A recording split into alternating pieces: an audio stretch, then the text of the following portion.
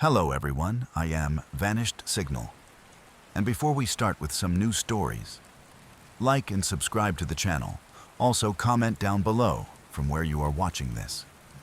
The tunnel behind Bay 6. The train depot was nearly 100 years old, a relic from a different era when steam still powered the lines and underground tunnels branched out like veins beneath the city. Over the decades, most of those tunnels were mapped, sealed, or repurposed, either for storage or completely filled in. During a routine renovation project, construction crews tearing up old flooring behind Bay 6 discovered something unusual. A sealed passage tucked behind a wall of mismatched brickwork. It wasn't noted on any of the archived blueprints, and the materials used didn't match the rest of the depot's infrastructure.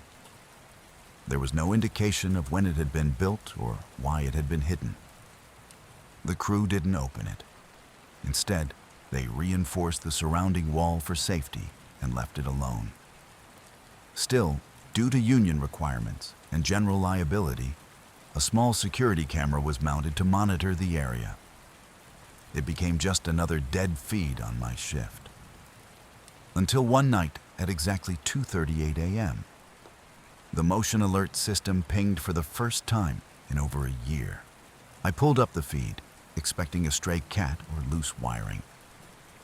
But what I saw made my stomach twist. The bricks at the center of the sealed wall were trembling, subtly, but enough to dislodge dust and debris. For nearly 10 seconds, the middle portion of the wall pulsed outward, as if something was pressing against it from the other side. Fine dust began to cascade from the top of the arch. Then, just as suddenly, it stopped.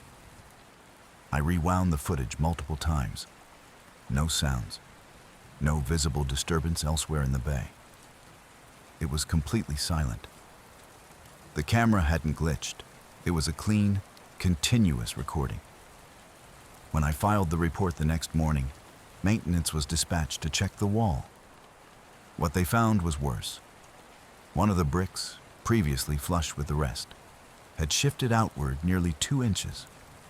Beneath it, on the floor, was a single black handprint. Not painted, not dirty, just burned into the surface, as if something had pulled itself forward and left part of its shape behind. The camera has sent alerts every few weeks since. No one's gone back to look. Room 9 in the boiler wing. The east wing of the hospital had been closed off for over a decade. It had originally housed the building's oldest boiler system, and by 2012, a full shutdown was ordered due to asbestos and structural instability. The entire wing was deemed hazardous, chained off, sealed, and left to rot. Most of the equipment was stripped for scrap, and the rooms were cleared of furnishings. Room 9 was an old janitor's quarters tucked behind a narrow utility corridor. No one had used it in years. Its padlock hadn't been touched. But our hallway camera facing that corridor was still active. Every couple of weeks, the motion sensor would trip at random. Usually we'd find dust shifting or a rat triggering the lens. Nothing serious. But one night, I caught something else. At 1:59 a.m., the hallway lights flickered, and the door to room 9 began to open. The padlock didn't break or fall. It simply hung to the side, swinging as though it had been undone carefully. The door creaked open slowly, as if being pushed from within. From the shadows emerged a figure. It was tall and hunched, its shoulders hidden beneath layers of heavy, canvas-like material. The fabric looked old, soaked through, as if it had been underground for years. The figure stepped into the frame, stood in the center of the hallway for almost a full minute, and then silently turned and disappeared back into room 9. The door closed behind it, and the padlock snapped back into place. When maintenance checked the area the next morning, everything appeared untouched. The lock was still sealed, rusted in place. No signs of tampering. But when I returned to the feed to show the footage, the segment from 2:01 to 2:08 a.m. was gone. Deleted cleanly, with no system record of access or file corruption. We've tried saving the backup files twice now. They're never there. The barricaded pavilion. In the northern corner of the old state fairgrounds stands a long-forgotten wreck known to maintenance staff as Pavilion 6. Once a hub for livestock shows and concessions, the structure had been condemned after a violent storm 20 years ago caused part of the roof to cave in. Cracks spiderwebbed down the concrete walls, the support beams rotted from water damage, and graffiti crept across every surface. The county never allocated demolition funds. Instead, a makeshift chain-link fence was thrown up around it, and fading plywood signs warned, "Unsafe, do not enter." Over the years, Pavilion 6 slipped into obscurity, a relic even the groundskeepers preferred to ignore. Security was minimal. Just a single motion-activated camera near the rear gate, more a formality than an actual deterrent. The feed had never recorded anything more than wind-blown trash, stray animals, or the occasional teenager trying to sneak in.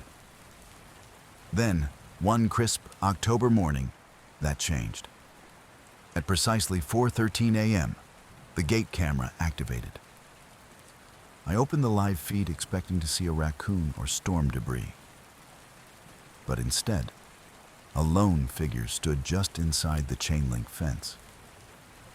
They were facing the collapsed pavilion, back rigid, head tilted slightly as if listening. They wore dark, loose-fitting clothing, but what unsettled me was their posture, unnaturally upright and perfectly still. I checked the logs. No entry alerts, no recent foot traffic. I zoomed in. The figure began walking toward Pavilion 6 with unnatural grace, not stumbling over the uneven ground or broken boards. They stepped over caution tape, ducked under rusted girders, and vanished behind a pile of debris. Then the camera blinked once and cut to static. I reviewed the file. No tampering, no malfunction. Just a sudden feed loss. When we checked the site later that morning, the mud at the perimeter showed no recent prints. The chain remained latched, unbroken, but someone had left a fresh message carved into the pavilion's crumbling arch. I made it through. There was no sign of the figure. The server room below Hall B, beneath the west wing of the university's aging IT building, was a forgotten space. Once a server room, now a relic of early infrastructure. After a flood damaged its electrical systems 5 years ago, the room was sealed. Water warped the floorboards, black mold curled up the corners of the walls, and entire racks of servers rusted beyond recognition. A new data center was established across campus, and the basement door was padlocked. The area was decommissioned, removed from the internal maps. But one sensor remained online. It was a motion detector, buried in a forgotten config file overlooked during shutdown. One night, while performing routine diagnostics, it triggered an alert at exactly 2:26 a.m. Curious, I pulled up the feed, not expecting much. What I saw chilled me. The door swung open, not burst, not jimmied. It just opened, slow and smooth, as though invited. The lights inside, supposedly disabled, flickered to life. I could see the corroded racks, cables dangling like exposed nerves. The room was soaked in silence. For a minute, nothing moved. Then, a monitor, long disconnected and covered in dust, lit up at the far end. A faint flicker, then a glowing login screen. I squinted as letters began to appear, typed one by one in a staggered rhythm. RECALL. No keystrokes registered on our systems. I checked the building's power grid. Nothing showed the room drawing electricity. But the camera feed remained clear. I watched for over a minute as the screen pulsed like a heartbeat. Then, Just as suddenly, the monitor went dark. The lights snapped off. The door closed by itself. The next morning, facilities checked the room. Everything was exactly where we'd left it, except the monitor. It had been yanked from its mount and smashed in a corner. The team assumed it was old damage. But I knew what I saw. Something down there remembered being awake. And for one brief moment, it logged back in. The locked recreation tunnel beneath the aging infrastructure of the city's oldest high school runs a network of tunnels originally built as a Cold War-era fallout shelter. During the 1950s and 60s, one section of the tunnels was refurbished into a makeshift recreation area for students, complete with old gym equipment, ping-pong tables, and salvaged furniture. As decades passed, the tunnels fell into disrepair. Ventilation failed, asbestos warnings surfaced, and the district eventually sealed them in the late 90s after a spate of structural concerns and safety violations. Officially, the entire system was shut, welded at its access points, and quietly scrubbed from campus tours. But stories continued to circulate among staff and students about faint music heard late at night beneath the gym, or lights that flickered in adjacent closets no longer wired to any known circuit. One night, while reviewing archived surveillance logs from a maintenance corridor behind the gymnasium, I caught something strange. At precisely 3:19 a.m., a motion alert triggered on one of the seldom used feeds. The alert came from the blind hallway leading to the sealed access to the recreation tunnel. Curious, I pulled the footage, expecting a rodent or a janitor on an unusual route. But what appeared was far stranger than I could have anticipated. The metal plate covering the entrance, welded along every edge and riveted into the wall, visibly vibrated. It pulsed once, softly, like something behind it was testing the seal. Then again, stronger. I watched as a shiver passed through the center of the panel, dislodging a fine curtain of dust from the ceiling. And then, as if exhaling, something thin and black slipped from the bottom gap. Slithering or crawling, I couldn't tell. It moved like smoke, but cast a shadow. Too coherent for vapor, too unnatural for any animal I'd ever seen. I paused the footage and magnified the area just beneath the panel. There in the dust were 5 long impressions. Narrow, claw-like, each one ending in a sharp arc. Not prints, exactly. More like something had rested there briefly, testing the floor. The next day, I filed a report and asked facilities to inspect the panel. They confirmed the welds were intact. No signs of tampering. But the concrete wall opposite the panel, previously solid, now bore a jagged, hairline crack from floor to ceiling, as though some unseen force had pressed against it from inside. I asked if they'd return to reinforce it. They declined. The water tower door, on the far edge of a long-abandoned military testing range, surrounded by a weather-beaten perimeter fence, stands an old steel water tower.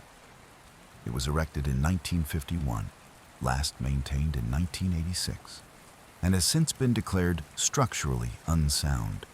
Its frame is rusted and pitted, its interior presumably dry and inaccessible.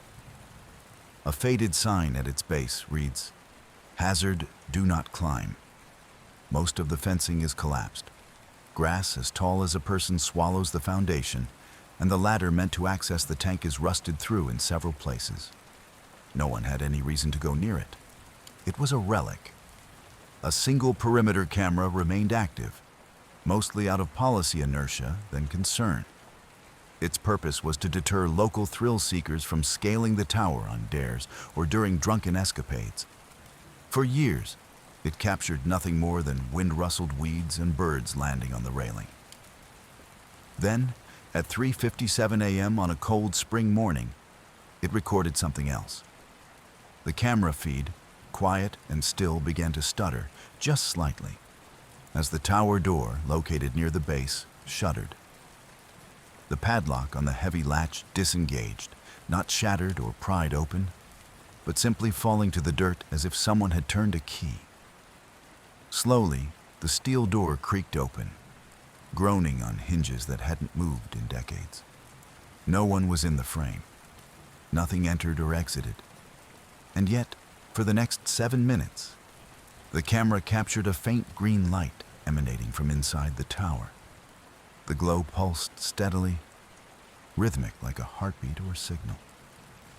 It didn't illuminate the interior, only the edges, like something glowing from far within. Then the light dimmed to nothing.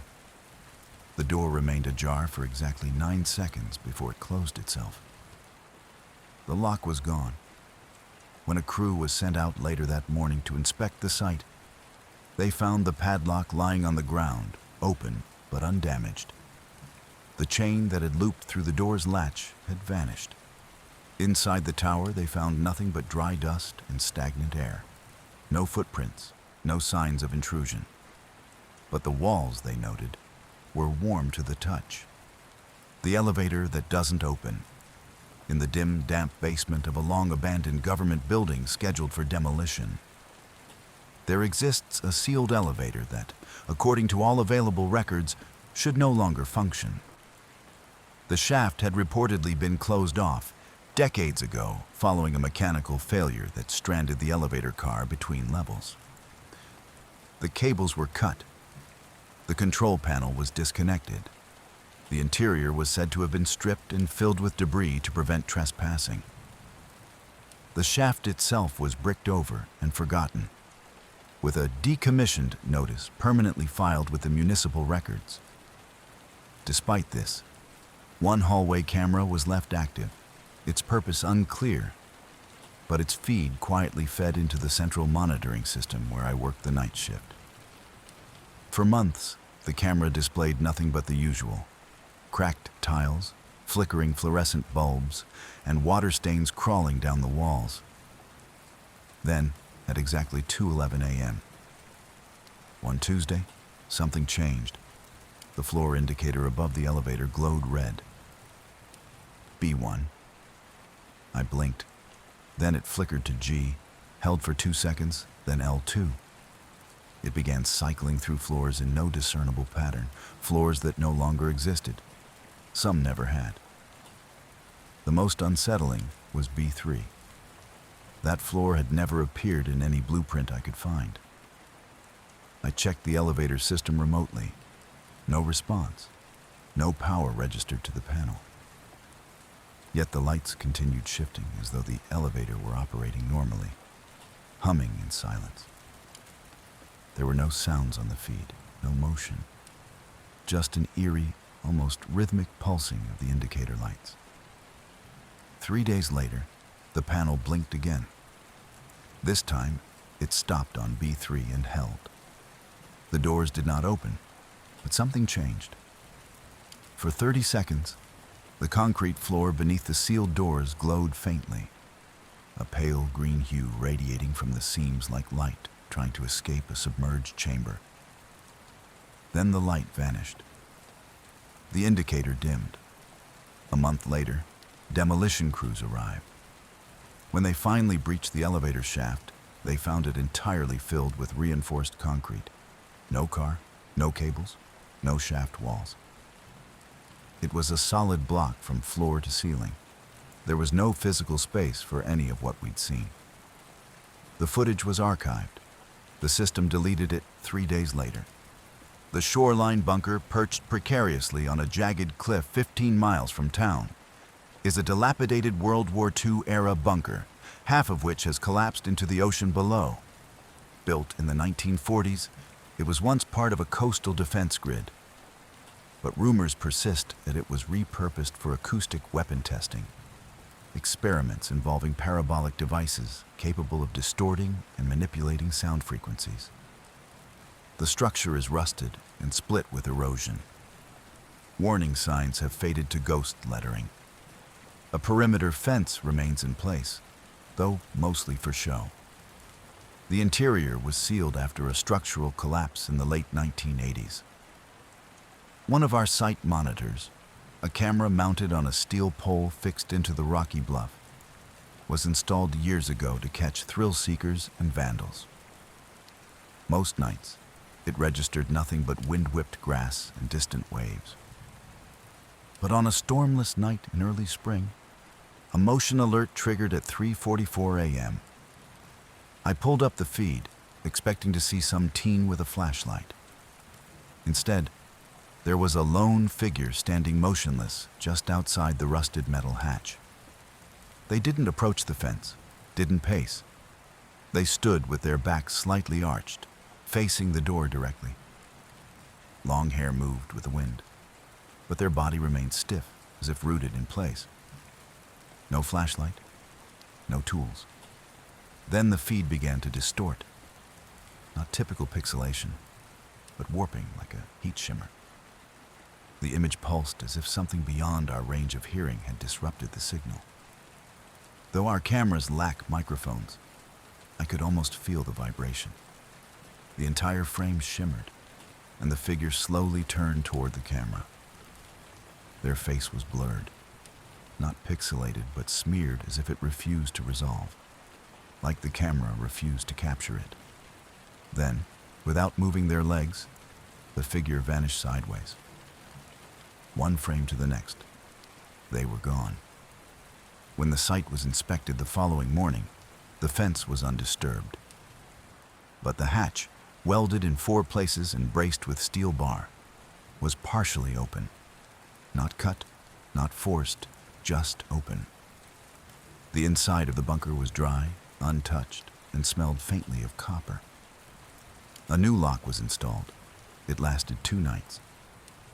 The flooded greenhouse behind the main research complex of the now defunct Crestview Agricultural Institute lies a forgotten greenhouse, slowly dissolving into the surrounding overgrowth.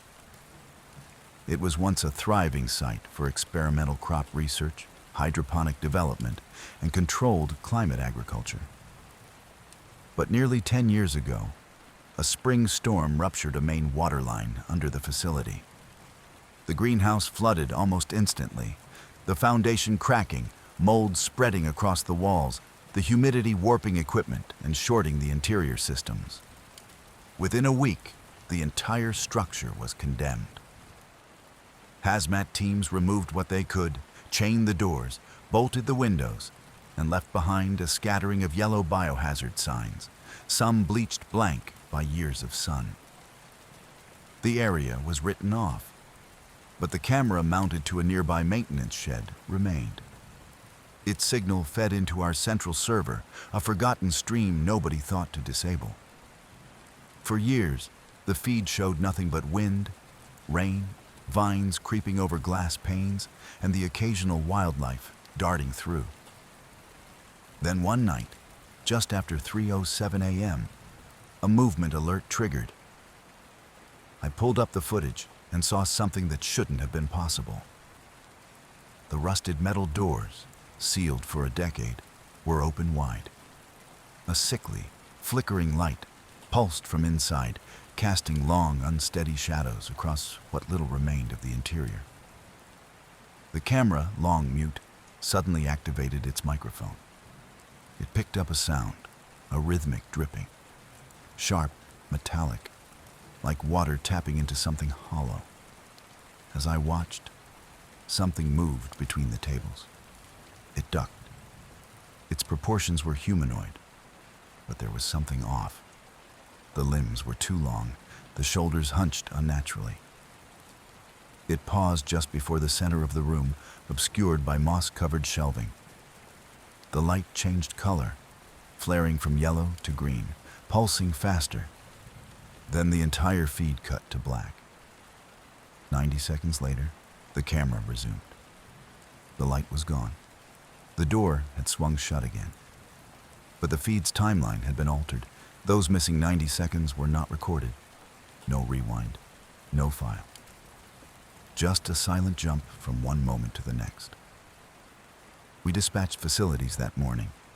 They reported the chain on the greenhouse door still intact. No signs of forced entry. Inside, the rear half of the room was submerged in standing water. Moss grew along the walls, but in the center of the flood floated a pair of muddy, child-sized boots, untouched, perfectly upright. On the fogged pane of the nearest window, one word had been traced into the condensation by a thin finger. Don't water it. The warehouse freezer building 17 had once been the heart of Crestline distribution, a sprawling food storage network that serviced half the state's grocery chains. After a massive fire gutted the central loading area 5 years ago, most of the structure was condemned.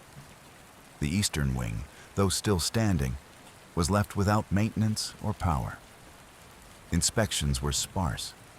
Most rooms inside were gutted, except for one, a large walk-in freezer used to store processed meats. No one dared enter it. Every inspection team reported the same thing: unexplained drops in temperature, frost on metal racks, air that felt wrong. The unit remained sealed, marked "Do Not Access." But one hallway camera, mounted for insurance documentation, continued to watch the corridor leading to the freezer. At 3:38 a.m., the motion alert flashed red. I clicked into the feed. The fluorescent light above the freezer door flickered on, though no power was active in that part of the facility. Then, the temperature sensor, still functional somehow, began to plummet.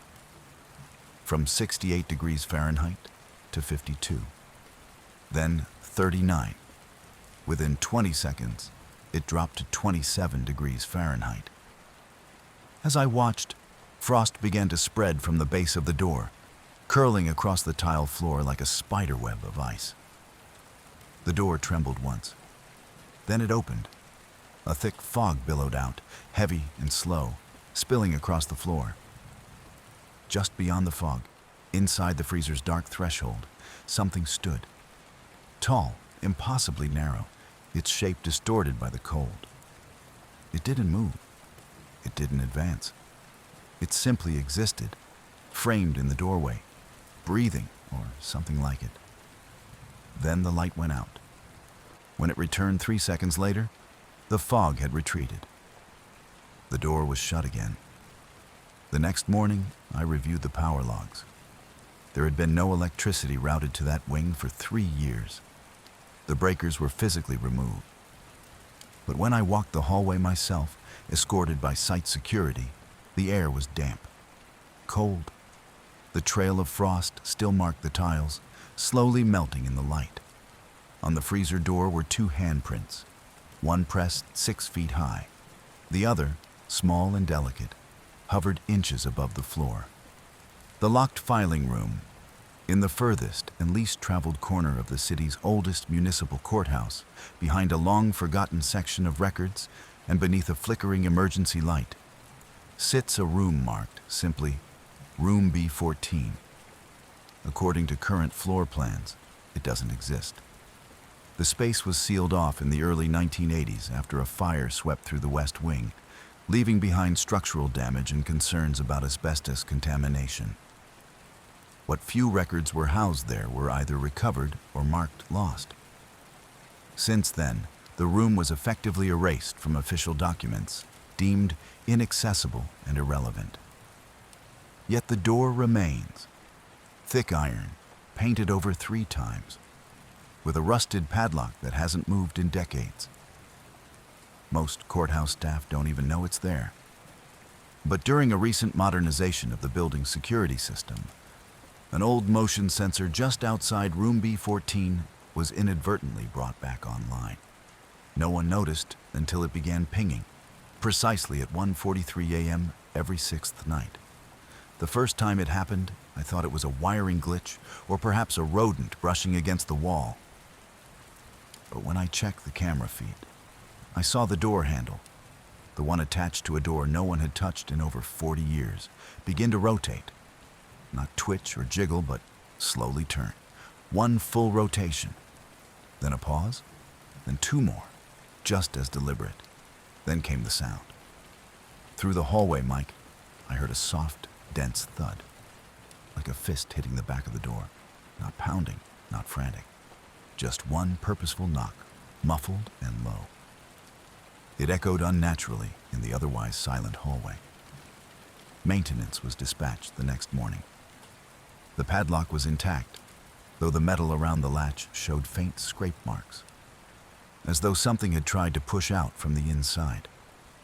They opened the casing around the frame to inspect the seal. There, wedged deep in the crevice, were brittle fragments of paper. Not office scraps, not trash, but pieces of an old case file. The ink was smeared and yellowed with age. Only one sentence was still legible. Request denied. Re-examine contents. Since that night, the sensor has tripped every 6th night, down to the 2nd. Always 1:43 a.m. Always 3 turns of the handle. Always followed by silence. No one has dared open the door.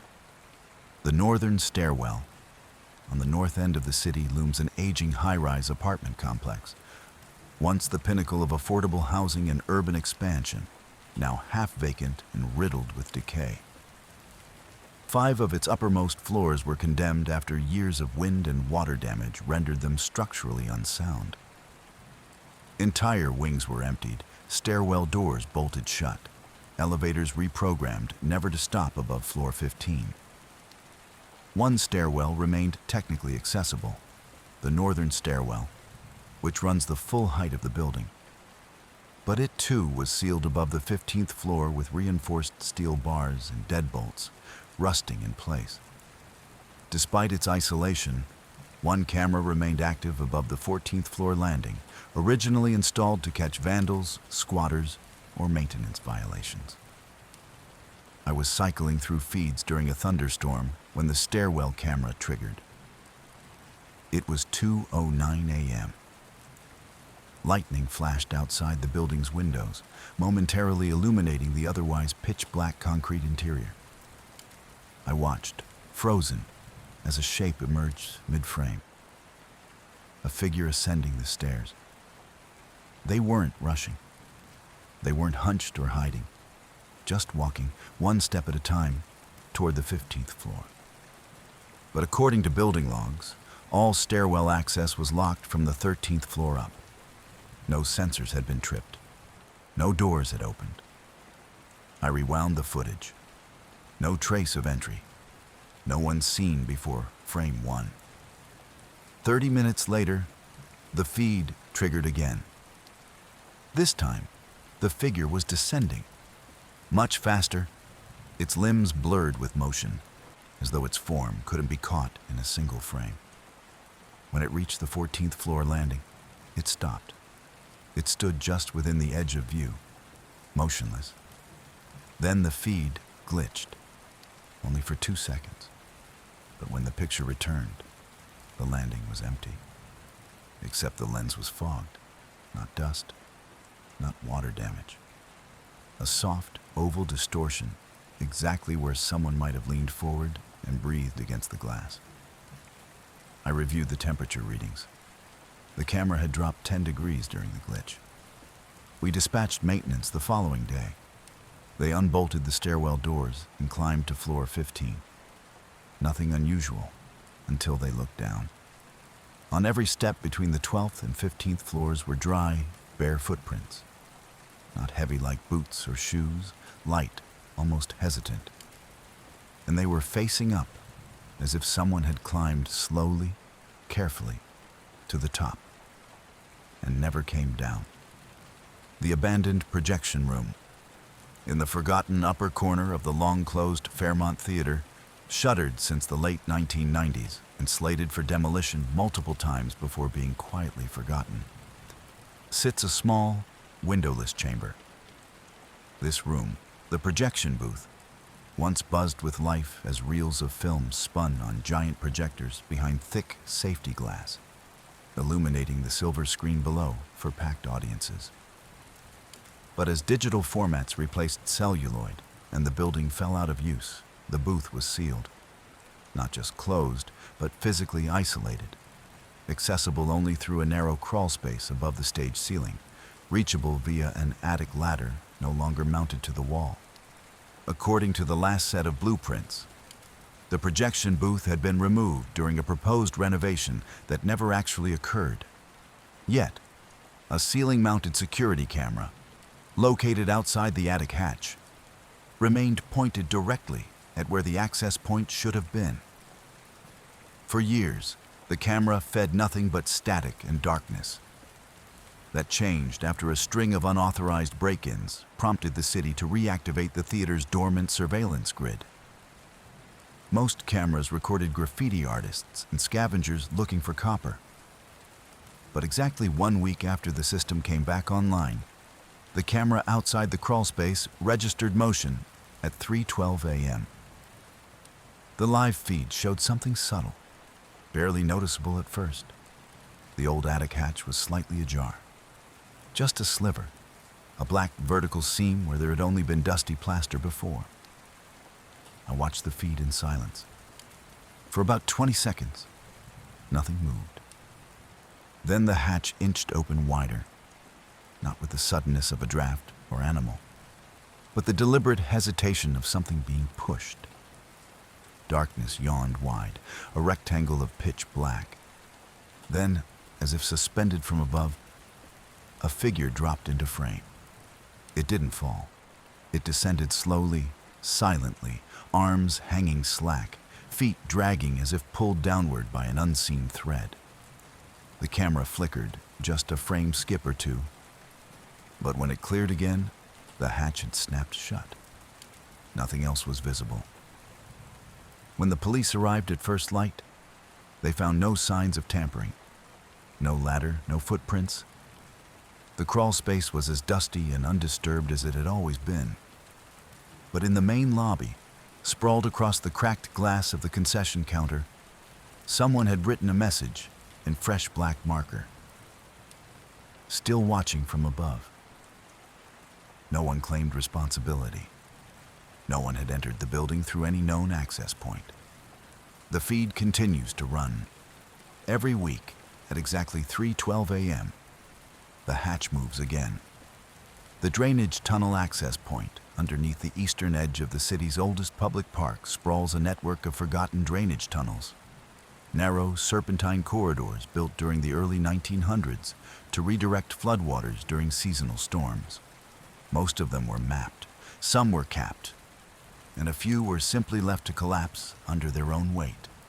One particular access point, hidden behind a thick tangle of trees and brush near the tree line, was sealed decades ago with a rusted iron grate bolted to the concrete frame.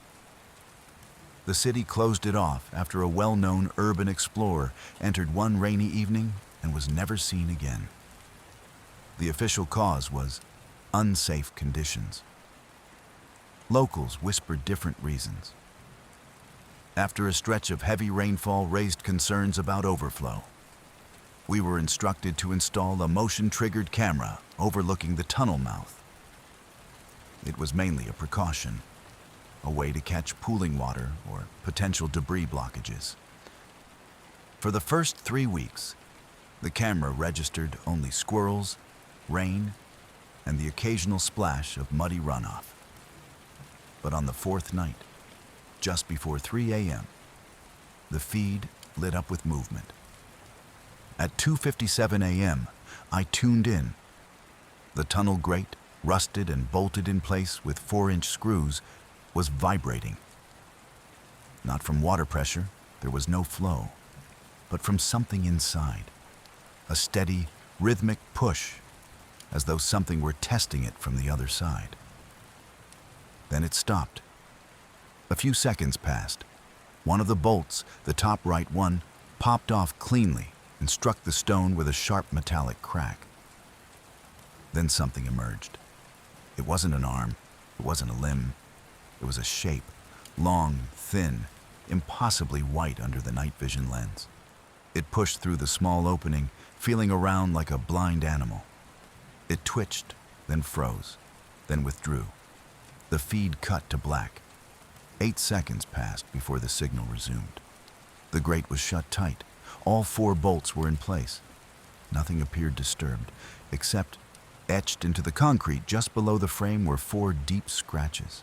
Clean, even, spaced perfectly apart, like claw marks, not jagged, not rushed, intentional.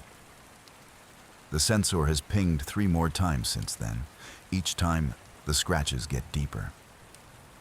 The vault below Unit 4, beneath the sealed remains of St. Alden's Research Hospital, lies a vault that few remember, and even fewer have ever seen. It was originally designed to hold unstable materials related to experimental therapies, items too sensitive or hazardous for general medical storage. In 1974, following a series of unexplained malfunctions and one quiet but permanent containment failure, the lower wing housing the vault was locked down entirely. Access stairwells were welded shut, elevators bypassed the sub-basement, and the entire floor was removed from official records. Yet somehow, one lone camera survived the purge, tucked above the original stairwell to Unit 4's vault. For decades, its grainy black and white feed blinked quietly in the background of the hospital's aging surveillance system. I was monitoring feeds late one Thursday when, just after 2:30 a.m., movement registered from that very camera. Curious, I enlarged the image. A dim light flickered in the stairwell, well beneath the active power grid. Initially, I assumed it was a reflection or sensor error. But then the sealed vault door at the base of the stairs, untouched for nearly 50 years, let out a drawn-out, grinding groan.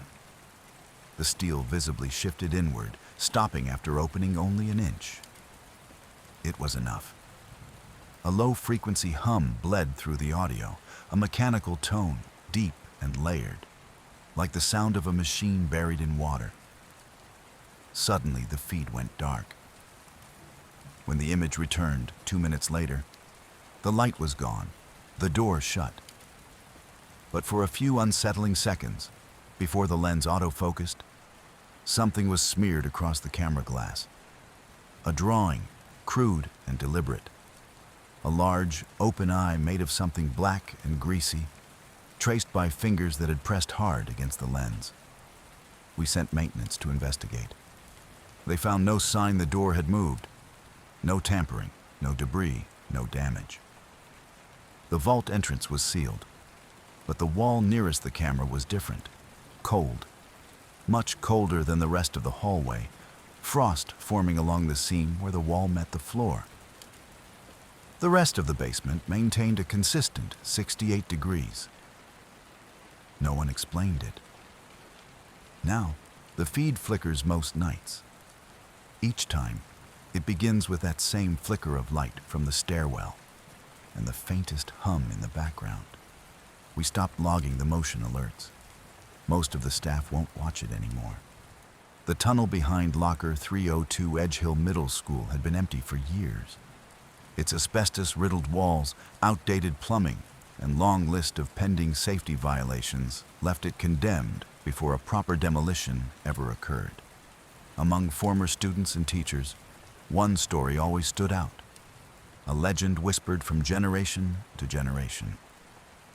It was about Locker 302, a battered, rust-colored unit near the base of the basement stairwell.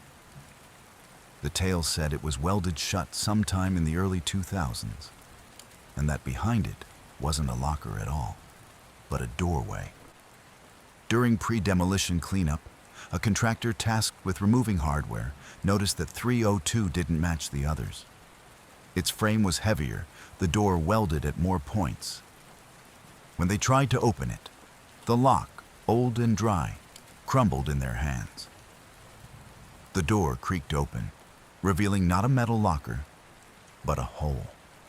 A section of wall had been cut away behind it, revealing a tight tunnel about 4 feet high. It was lined in aged bricks and sloped downward into pitch black. There were no lights, no markings, just a corridor that shouldn't have existed. We installed a temporary night vision camera to monitor the tunnel. The first few nights passed without incident. On the 4th night, however, the motion alert triggered at 3:58 a.m. I opened the feed and froze. from the shadows inside the tunnel, something emerged. It crawled, not with panic, not with confusion, but with direction. Its movements were smooth, its limbs too flexible, like it had too many joints. The shape was small at first, but grew clearer as it neared the threshold. It stopped just outside the hole, turned its head toward the lens, though it had no visible eyes, and tilted slightly. Then, with unnatural precision, it retreated backward, vanishing into the dark. The camera glitched just twice, and when the frame returned, the locker door was shut. There had been no sound, no wind, no external force, but someone or something had sealed it. Etched deep into the metal, as if by a claw or a rusted tool, was a single word: stay. We've since removed the camera, but the motion alert still triggers every few nights. Same time, same duration. The records wing alarm on the northern records wing of Briarwood Sanatorium has remained off limits since 1996. A structural failure caused the east wall to partially collapse, prompting an immediate shutdown of that section. The rest of the sanatorium was gradually emptied over the following decade, as funding dried up and staffing became impossible. But that wing, the one that housed patient records going back to the early 1900s, was never restored. No renovations, no demolitions, just thick plywood bolted over the double doors and iron bars driven into the concrete frame. It was considered too unstable to recover anything safely. Inside, untouched for nearly 30 years, were rows of metal filing cabinets, decaying cardboard boxes filled with handwritten logs, and dusty reels of analog surveillance footage. The only sign it still mattered was a camera mounted opposite the entrance. One of the last remaining operational units in the building, kept on more as a formality than for any real purpose. It had been silent for years, its footage logged and forgotten, until one night at precisely 1:14 a.m., the motion sensor activated. I checked the monitor, assuming it was a raccoon or some loose debris catching the wind. But what I saw was impossible. The alarm panel beside the entrance blinked to life. A red light pulsed steadily in the dark hallway. There wasn't supposed to be power in that section. The keypad had been removed years ago, and the wiring severed, yet the blinking continued. Rhythmic, almost purposeful. It looked like a code was being entered. Then, something large moved past the camera, so fast that it blurred across the screen. It was wide, almost brushing the lens. A heavy shape, though no footsteps could be heard. The red light stopped flashing. The panel went dark. I froze the frame and enhanced it. Just before the movement, the corner of the panel briefly displayed a string of numbers: 5149. That's not a code listed in any of the archived entry logs. When security checked the wing the next morning, the feed was still running. But the alarm panel was gone, ripped from the concrete wall as if from the inside. The wires were twisted. Black soot clung to the edges. On the door itself, beneath the grime, someone had scratched a single word with what looked like a nail. Repeat. The reservoir access door. Along the southern edge of Westfall County's massive man-made reservoir stands an aging concrete control station, one of several structures built in the 1950s to regulate water levels. The bulk of its functions were automated in the late 90s, but the older buildings were never removed. One in particular, the structure with the back access door, was sealed shut in 2003 when the lower tunnels began to flood during the rainy season. That door, reinforced and welded shut, led to a spiral stairwell descending beneath the waterline to an inspection corridor no longer on any map. The area was forgotten, overgrown, and no longer considered an active hazard. Only a single pole-mounted flood cam remained online, pointed at the sealed access as a technicality. At 4:16 a.m., the motion alert system activated. I pulled up the footage, expecting to see wind-blown branches or passing wildlife. Instead, I saw the door tremble, once. A strong, sudden jolt that rattled the rusted weld. Then the handle twisted, not randomly. It rotated in a full circle, pressing hard against the metal as if something inside were testing the strength. Seconds later, water began trickling out from beneath the door, not in a chaotic leak, but slowly, in a thin, deliberate stream. It glistened under the pole light, dark and murky, and carried a faint, oily sheen. The flow lasted just under a minute before stopping completely. Then, without warning, the door cracked open half an inch.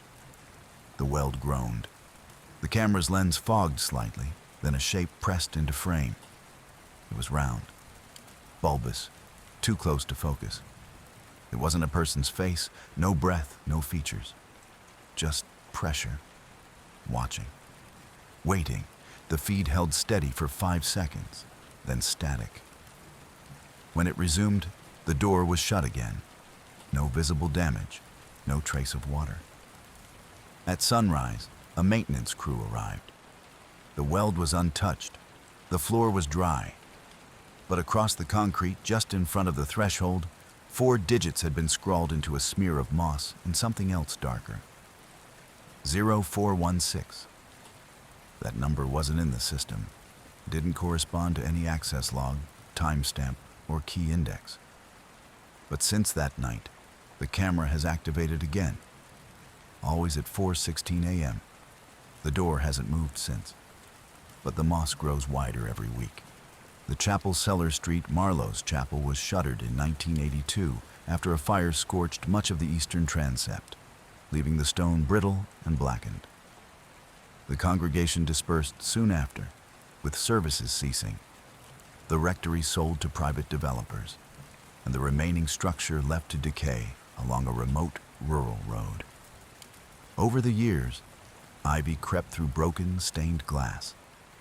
Pews rotted where they stood, and storm damage wore down the roof until only the bones of the chapel remained. But beneath all of that, the ash, the rot, the forgotten piety, there lies a cellar. Originally used to store church records, sacred relics, and supplies for seasonal ceremonies, the space was sealed after the fire, with heavy iron bolts and concrete mortar. There is no documented inventory of what was left behind. The cellar was quietly erased from renovation plans when the new owners chose to focus their efforts on the upper structure. Out of liability concerns, a camera was eventually installed to watch the entrance to the cellar, a narrow, locked stairwell behind the pulpit. For years, the footage showed nothing but dust and the occasional rodent. But on a damp October night at precisely 3:31 a.m., the infrared picked up movement. The door began to rattle, not from the wind or vibration, but rhythmically, as if someone on the other side was testing its strength. Then it stopped. The hallway fell quiet. A flickering light began to pulse underneath the door's frame, faint, golden, and swaying like a candle in motion. Yet there was no electricity wired to that part of the building. And then came the sound. 3 knocks, each louder and deeper than the last, each perfectly spaced, the kind of knock that speaks of patience and intent. Then silence. By morning, the light had vanished, and the camera feed resumed its normal stillness. But when the caretakers arrived to inspect the chapel, they found soot across the pews and altar. It hadn't come from the fire decades ago. This was fresh, smelling of smoke and scorched dust. Most disturbing of all was the trapdoor into the cellar, still sealed by nails and cement. Someone, or something, had left 4 long fingerprints in the thick layer of grime. The prints were long, thin, charred black at the tips. The platform under Station 6, beneath the pulse of the city's underground transit network, lies a hidden construction project, long forgotten by the public. Platform Z, as it's unofficially known, was once meant to be part of an ambitious Green Line extension in the early 1970s. The platform was partially built before a budget crisis brought everything to a halt. Stairwells were never finished, tunnels sealed with cinder blocks, and blueprints quietly revised to omit it altogether. For decades, its existence was a whispered legend among veteran transit employees. The only official evidence of its presence is a sealed utility corridor beneath Station 6, where a pressure-sensitive sensor and a low-resolution security camera were installed in the 1990s to detect structural shifts or potential intrusions. On an unremarkable Tuesday, at exactly 2:03 a.m., the sensor recorded an abrupt weight shift, over 200 pounds, registering in the center of the long-abandoned platform. The camera, encrusted with decades of grime, flickered to life. What it showed chilled me. A tall figure stood perfectly still in the middle of the platform. It had not arrived. It had not descended. It was simply there, facing the tracks, facing nothing. The pressure reading held steady. No steps, no swaying. It was as if the figure had frozen in time. Then, one by one, the lights in the adjoining maintenance tunnel turned on. Each click echoed in the microphone feed. The lights formed a trail leading toward the farthest point of the sealed corridor, an area bricked up and never accessed. But the figure didn't move. Instead, it raised its arms slowly and pointed, not toward the lights, but directly toward the camera. A deliberate motion. A signal. Then the feed cut to static. When repair crews accessed the corridor several days later, they found something even more unsettling. The concrete where the weight had registered was cracked and slightly indented, like something heavy had stood in the same spot for hours. The camera lens, once fixed toward the platform, had been rotated, turned gently to face the wall instead. On the back of the metal housing, barely visible beneath a smear of grime, were words scratched into the steel. "You're looking the wrong way."